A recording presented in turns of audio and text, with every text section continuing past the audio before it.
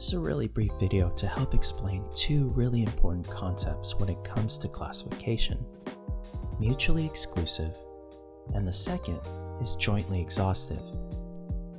Now take a look at the following classification for movies. Now think to yourself, does this list of classifications violate or break the following rule?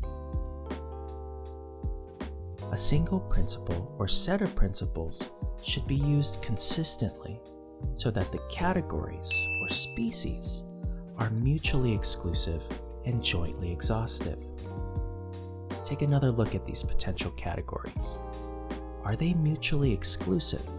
Now, the rule of mutually exclusive says that each species must be exclusive or distinct from all other categories. Let's look to another example. If you're trying to classify a set of sports and someone provides some example categories saying we can break these into individual, aquatic, team, or competitive. Now these aren't mutually exclusive categories. Why? Because there are some aquatic sports that are both team and individual.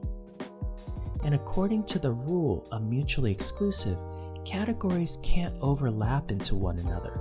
They need to be distinct. So let's go back to the list of possible categories for movies. Are these categories or species exclusive of one another? In other words, any of these categories overlap? Definitely. Take a look at the category foreign. There are foreign films that are both thrillers and comedies. So these categories are not mutually exclusive because they aren't distinct. Now what about the concept of jointly exhaustive? Something is jointly exhaustive if the species or categories taken together or jointly covers, exhausts all the objects in that genus. Let's go back to our example of sports. If you were to look on Wikipedia, which is a great place to start when you're trying to figure out how exactly do people classify a certain genus, look at all of these types of sports. For your homework and exams, I'll give you categories and you just need to figure out if these categories are generally exhaustive. In other words, do they contain most of the separate types that fall under a given genus?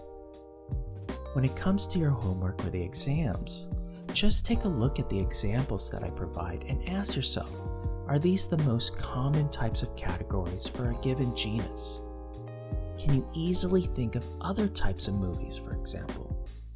Of course you can. All you have to do is flip to your friend's Netflix account and you can easily spot a couple of categories that this list doesn't include. I hope this brief video was helpful. If you have more questions, please type them in the comments, and I'll keep trying to find ways to answer them, either as a reply or even as another video if lots of people have the same question. Take care.